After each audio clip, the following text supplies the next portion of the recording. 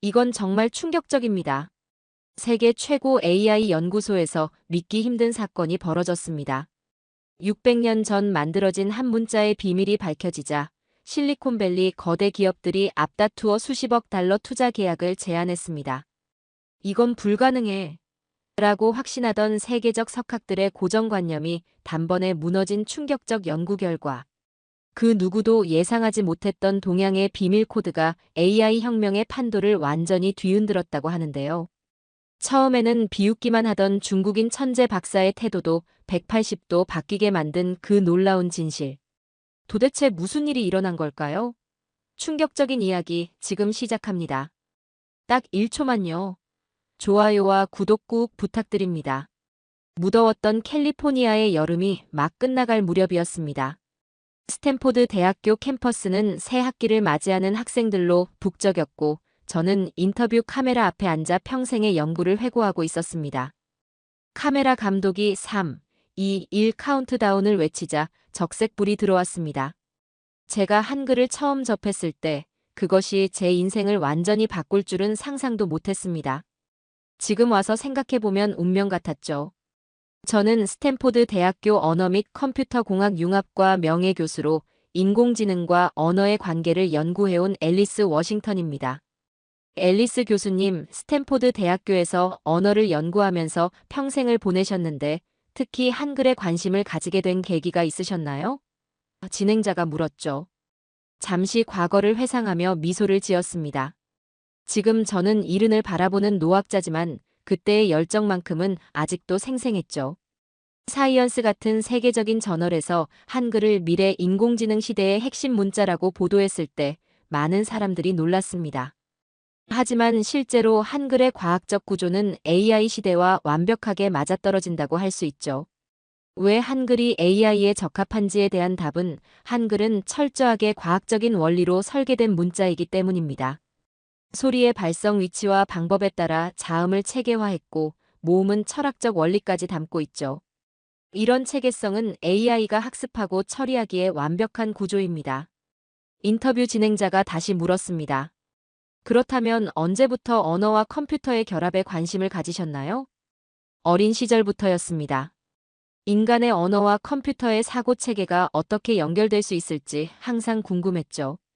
스탠포드에서 공부하고 연구하면서도 그 질문에 대한 답을 찾고 있었습니다. 영어, 스페인어, 중국어 같은 언어들을 분석했지만 정작 한글의 잠재력은 오랫동안 보지 못했죠. 당시 제 연구실 벽에는 세계 여러 문자의 체계도가 붙어 있었습니다. 라틴 알파벳, 아랍 문자, 한자, 데바나가리 문자 등 다양한 문자가 있었지만 한글은 그 중에서도 특별했죠. 다른 문자들이 수천 년에 걸쳐 자연 발생적으로 생겨난 것과 달리 한글은 처음부터 과학적으로 설계되었다는 점이 매력적이었습니다. 성균관대 이한정 교수의 화용론적 맥락에서의 문장 구조 연구는 알고 있었습니다. 한국어의 언어적 효율성이 뛰어나다는 것을 보여주는 논문이었죠. 하지만 그때까지만 해도 한글이라는 문자 자체가 가진 혁신적 잠재력에 대해서는 완전히 이해하지 못했습니다. 인터뷰 화면이 잠시 바뀌어 AI가 처리하는 다양한 언어 데이터를 보여주었고 그중 한글로 된 텍스트가 가장 효율적으로 처리되는 그래프가 나타났습니다. 당시에는 대부분의 연구자들이 영어 중심의 자연어 처리에 집중하고 있었습니다. 다른 언어들도 물론 한국어도 소수 언어로 치부되며 깊이 연구되지 않았죠. 그런 가운데 우연한 기회에 한글을 접하게 되었고 그것이 제 인생을 완전히 바꿔놓았습니다. 창문 너머로 석양이 캠퍼스를 붉게 물들이고 있었고 인터뷰를 마무리하며 마지막 질문이 이어졌습니다. 마지막으로 한글의 미래에 대해 어떻게 생각하시나요? 잠시 생각에 잠겼다가 확신에 찬 목소리로 대답했습니다. 한글은 단순한 문자가 아닙니다. AI 시대에 인류가 가진 가장 강력한 언어적 자산이 될 것입니다. 세종대왕은 600년 전에 이미 미래를 내다보고 있었던 거죠. 그분이 오늘날 인공지능과 한글의 만남을 본다면 무척 기뻐하실 겁니다. 인터뷰에서 언급했듯이 제 인생의 큰 전환점은 한글과의 만남이었습니다. 하지만 그 운명적인 만남이 있기까지 제 길을 이끌어준 수많은 경험들이 있었죠. 저는 캘리포니아 근교 농장에서 태어났습니다. 넓은 들판과 높이 솟은 나무들 사이에서 자란 어린 시절은 호기심으로 가득했죠. 집 뒤편에는 아버지가 만들어둔 작은 실험실이 있었습니다. 그곳은 제게 놀이터이자 학교였죠. 아버지의 호출은 언제나 새로운 발견의 시작이었습니다. 아버지는 전자기기와 컴퓨터를 좋아하셨고 저에게도 그 흥미를 자연스럽게 물려주셨죠. 어떻게 해야 이 기계가 우리말을 이해할 수 있을까? 어린 제가 자주 던졌던 질문이었습니다. 기계와 언어, 이 두 가지는 제 어린 시절을 지배한 관심사였죠. 중학교 시절에는 스페인어를 배우기 시작했고 언어가 가진 구조와 규칙에 흥미를 느꼈습니다. 영어와 스페인어가 어떻게 다르게 구성되는지 그 차이점이 궁금했죠. 그 궁금점을 해결하기 위해 고등학교에 진학하면서 저는 두 개의 동아리에 가입했습니다. 하나는 언어학 동아리, 다른 하나는 로봇공학 동아리였죠. 언어학 동아리에서 배운 내용이 로봇 프로그래밍에 도움이 될까? 라는 선생님의 질문에 저는 물론이죠. 인간의 언어와 컴퓨터의 사고 체계가 연결되는 방식을 이해하는데 도움이 될 거예요. 라며 확신에 찬 목소리로 대답했습니다. 18살 때 저는 드디어 꿈에 그리던 스탠포드 대학교에 진학했습니다. 컴퓨터 과학과 언어학을 함께 공부할 수 있는 곳을 찾았고 스탠포드는 제게 완벽한 선택이었죠. 대학 시절 생성형 AI와 자연어 처리에 관심을 갖게 되었습니다. 당시 이 분야는 초기 단계였지만 저는 그 가능성을 직감했죠. 컴퓨터가 인간의 언어를 이해하고 생성하는 능력은 무궁무진한 가능성을 품고 있었습니다. 이번 프로젝트는 어떤 언어를 분석해 볼 거니? 지도 교수님의 질문에 저는 망설임 없이 대답했죠.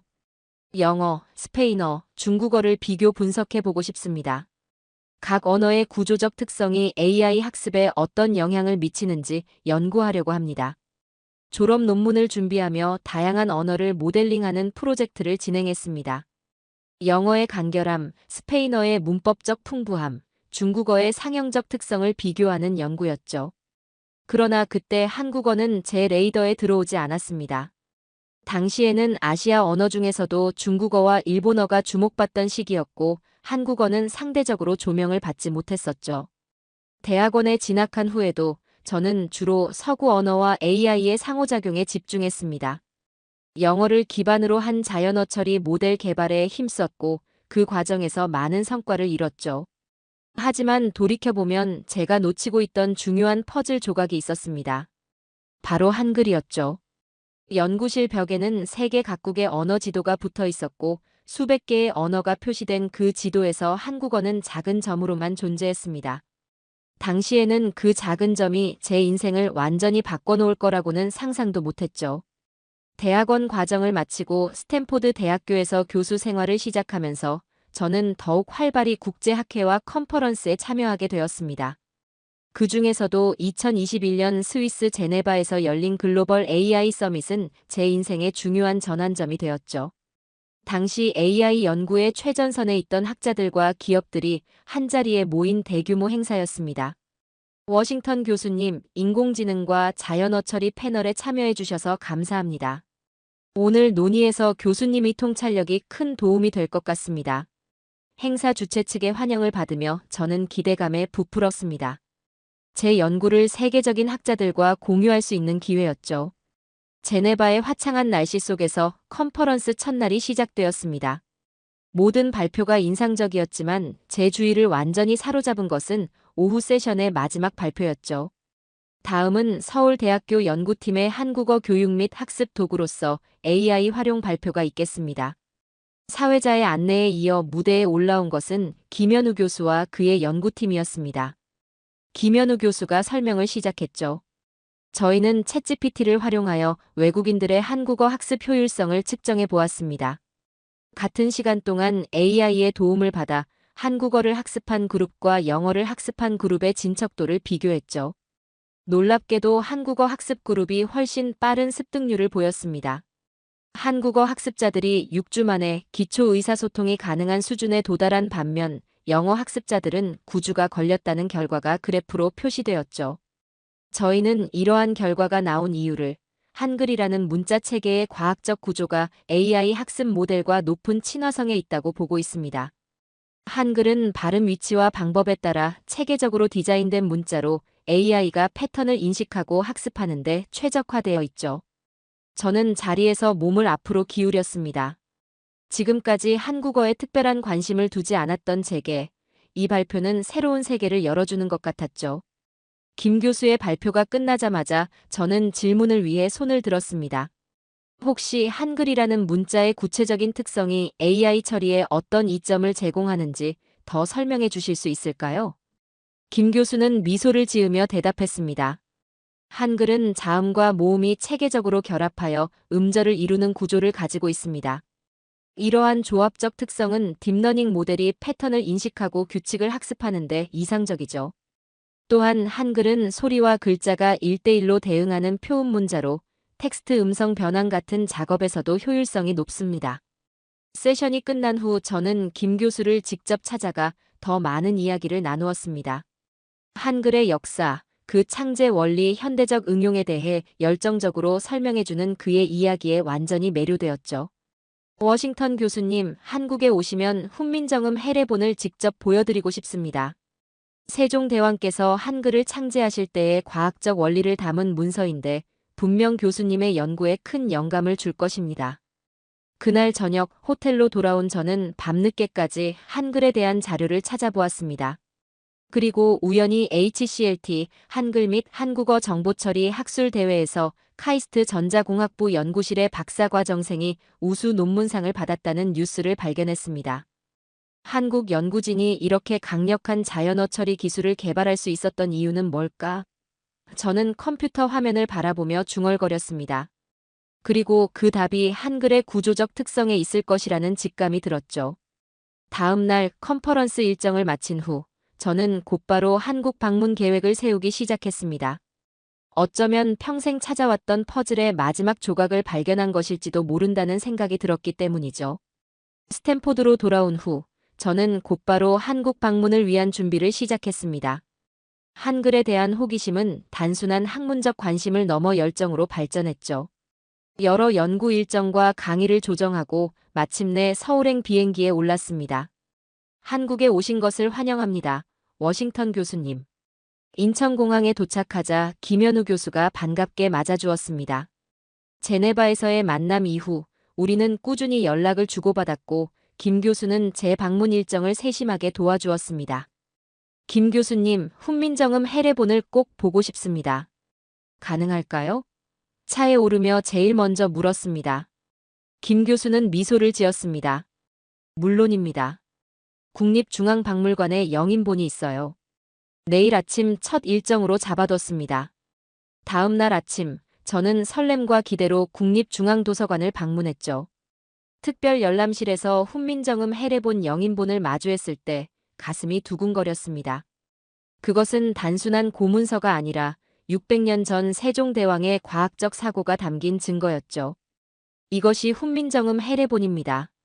세종대왕께서 한글을 창제하실 때의 원리와 철학이 담겨 있습니다. 책장을 넘기며 저는 한글의 원형을 발견했습니다. 현대 한글과는 다른 더 많은 자모들이 체계적으로 정리되어 있었죠. 성조를 표시하는 방점, 지금은 사용하지 않는 예시응, 여린이응 같은 자모들이 눈에 들어왔습니다. 이건 정말 놀랍네요.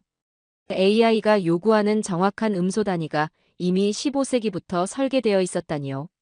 저는 감탄을 금치 못했습니다. 김 교수가 설명을 덧붙였습니다. 세종대왕께서는 발음 기관의 모양과 소리가 나는 위치에 따라 자음을 체계화하셨습니다. 모음은 하늘, 땅, 사람을 상징하는 철학적 원리까지 담고 있죠. 이런 체계성은 현대 음성학과도 일치합니다. 저는 해례본의 한 부분을 자세히 살펴보며 물었습니다. 이 표시들은 무엇인가요? 그것은 성조 표시인 방점입니다. 한국어에도 중국어처럼 성조가 있었습니다. 높낮이를 표시하는 시스템이었죠.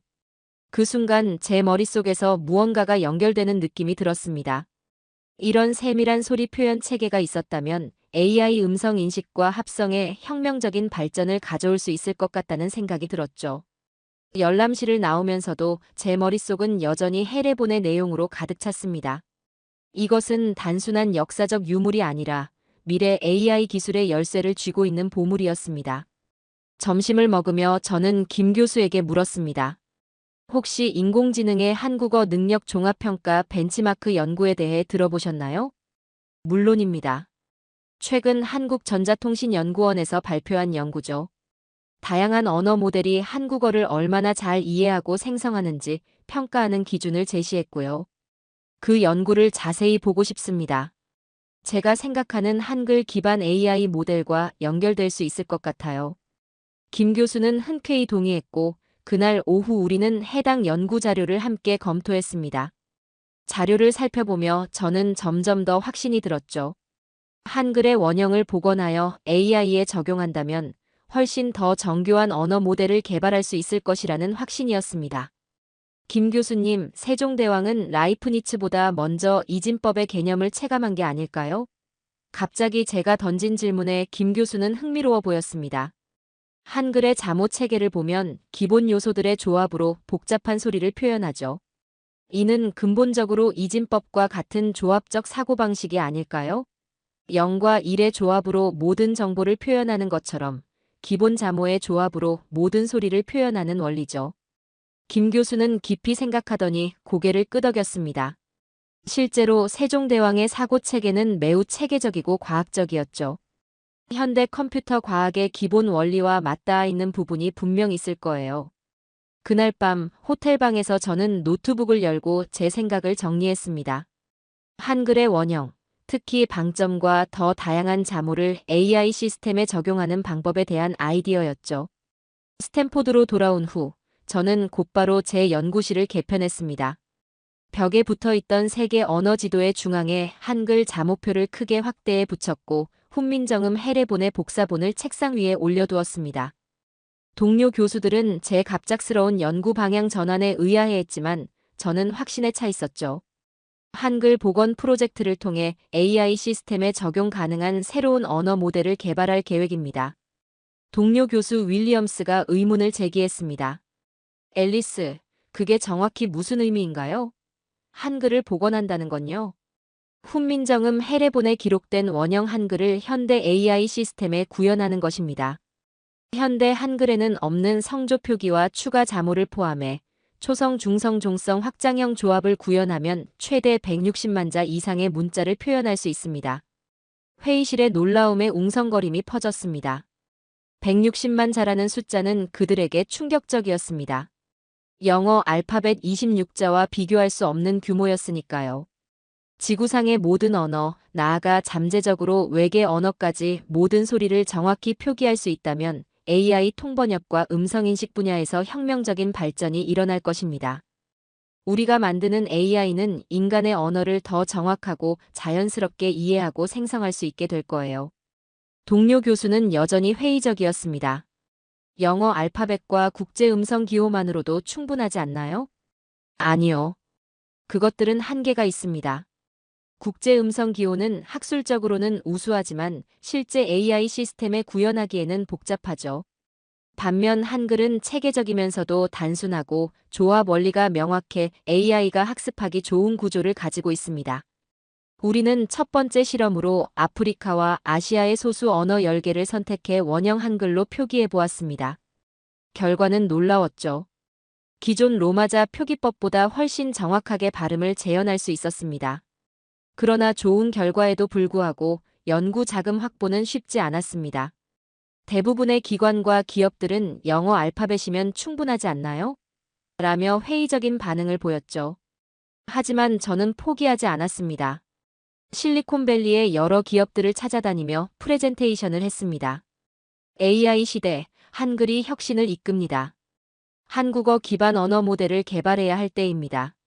실제 연구 자료와 기사를 인용하며 설득했지만 큰 호응을 얻지 못했습니다.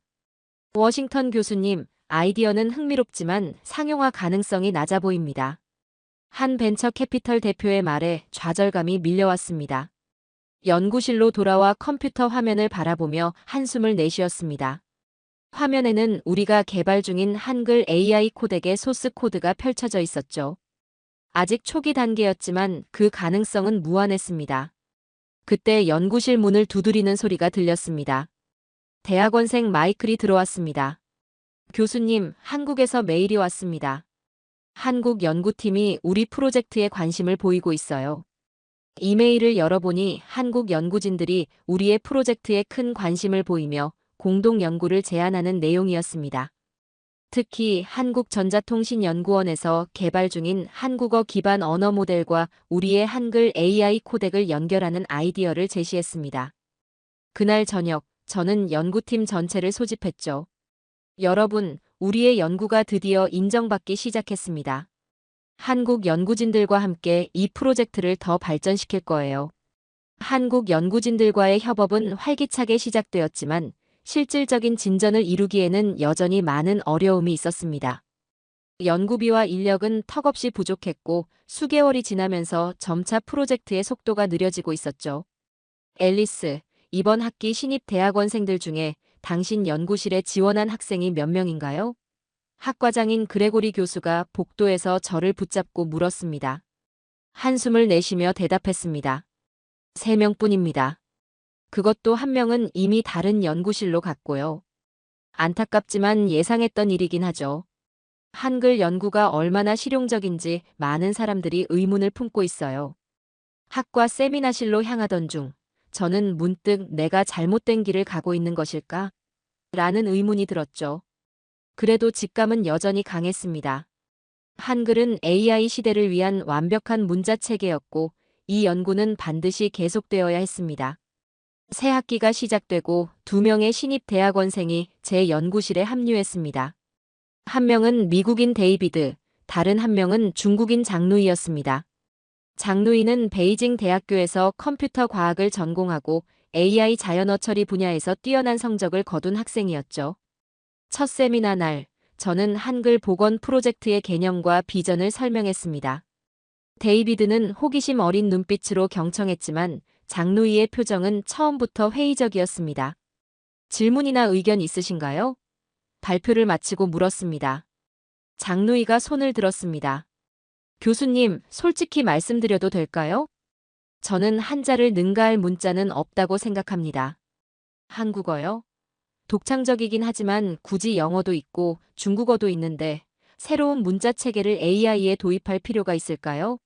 현실적으로 비효율적인 것 같습니다. 그의 직설적인 비판에 세미나실이 순간 조용해졌습니다. 저는 심호흡을 하고 차분하게 대답했죠. 한자가 오랜 역사와 문화적 가치를 가진 훌륭한 문자 체계라는 점은 인정합니다만 AI 시스템의 관점에서 보면 상황이 다릅니다. 노트북을 열고 준비해둔 자료들을 보여주기 시작했습니다. 이건 한국어 교육 및 학습 도구로서 AI 활용 가능성 연구입니다. 챗GPT가 한국어를 처리하는 효율성이 다른 언어보다 우수하다는 결과가 나왔죠. 화면에는 다양한 언어별 AI 처리 효율성 그래프가 나타났고 한국어가 상위에 위치해 있었습니다. 한글의 체계적 구조가 감정 분석과 같은 고급 자연어 처리 작업에서 어떤 장점을 갖는지 보여줍니다. 장누이는 여전히 확신이 없어 보였죠. 그래도 한자는 5천년 역사를 가진 문자입니다. 역사적 데이터베이스 측면에서 한자가 우월하지 않을까요? 역사의 길이보다 문자의 구조적 특성이 AI에는 더 중요합니다. 한글은 소리와 문자가 체계적으로 대응하죠. 이건 AI 학습의 이상적인 조건입니다. 장누이는 고개를 저었습니다. 이론적으로는 그럴 수 있겠지만 실용적인 측면에서는 의문입니다. 전 세계가 영어나 중국어를 사용하는데 한글 기반 시스템이 어떻게 보편화될 수 있을까요? 그의 질문은 날카로웠습니다. 사실 저도 많은 밤을 그 고민으로 지새웠던 부분이었죠. 하지만 확신은 여전했습니다. 실제로 보여드리는 게 좋겠네요. 저는 컴퓨터에 접속해 우리가 개발 중인 프로토타입을 실행했습니다. 이건 원형 한글을 활용한 음성 인식 시스템 초기 버전입니다. 다양한 언어의 발음을 얼마나 정확히 인식하는지 보여드릴게요. 여러 언어의 음성 샘플을 입력하자 시스템은 놀라운 정확도로 소리를 인식하고 한글로 표기했습니다. 중국어의 성조까지 방점으로 정확히 표현하는 모습에 장누이의 눈이 커졌습니다. 이게 어떻게 가능한가요? 장누이가 믿기지 않는다는 듯 물었습니다. 한글의 자모 체계는 확장성이 뛰어납니다. 원형 한글에는 현대 한글보다 더 많은 자모와 성조 표시 방법이 있었고, 이를 복원해 AI에 적용하면 지구상 모든 언어의 소리를 정확히 표현할 수 있죠. 장누이는 자리에서 일어나 화면 앞으로 다가왔습니다. 이제 그의 눈에는 호기심이 가득했죠. 이 정도로 체계적인 표음 문자가 존재했다니 놀랍습니다. 제가 직접 코드를 볼 수 있을까요?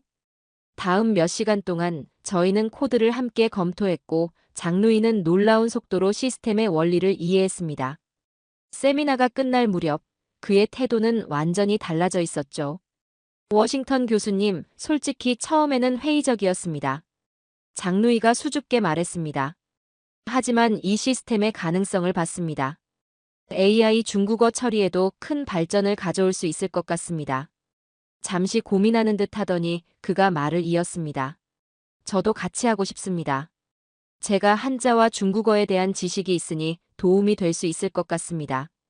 그 순간 무거웠던 제 마음이 한결 가벼워졌습니다.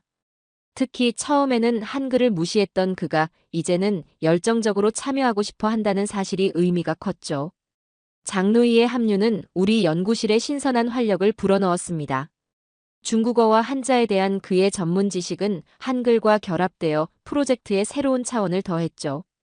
우리는 원형 한글 자모를 복원하고 디지털화하는 작업을 계속했습니다.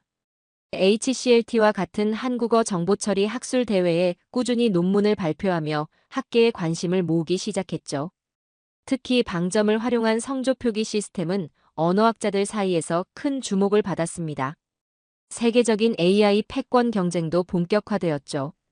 미국과 중국이 AI 기술 개발에 천문학적인 자금을 투입하기 시작했고, 우리 같은 소규모 연구실은 더욱 설 자리를 잃어갔습니다. 그러던 어느 날 한국에서 뜻밖의 소식이 들려왔습니다. 뉴스를 확인해 보니 한국 정부가 한글의 AI 적용 가능성에 주목하고 대규모 연구 지원 프로그램을 시작한다는 내용이었죠. 즉시 한국의 연구진들과 연락을 취해 공동 연구 제안서를 제출했고, 몇 주 후 우리는 프로젝트 지원 대상으로 선정되었다는 소식을 받았습니다. 확장된 연구팀으로 우리는 더욱 빠르게 발전했습니다.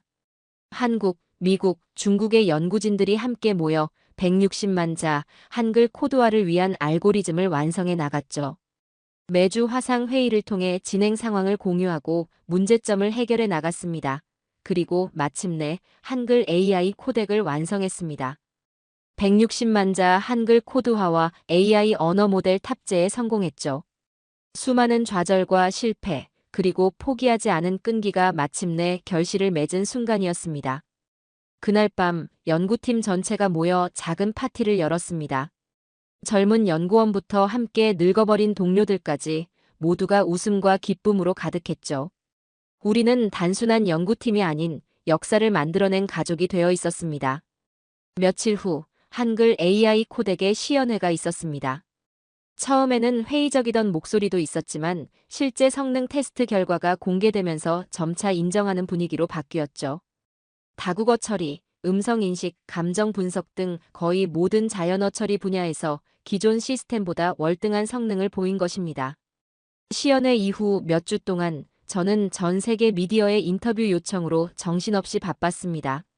CNN, BBC, NHK 등 주요 방송사들이 앞다투어 우리의 연구를 소개했고, 과학 저널들은 특집 기사를 내보냈습니다.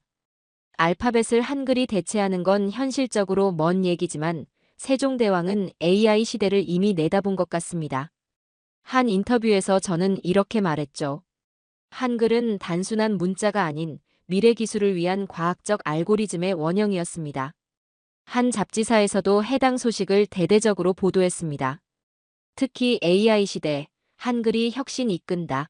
한국어 기반 언어 모델 키워야 한다라는 제목의 특집 기사는 큰 반향을 일으켰죠. 기사는 한국어가 AI 표준이 되는 날이 멀지 않았다라고 전망했습니다.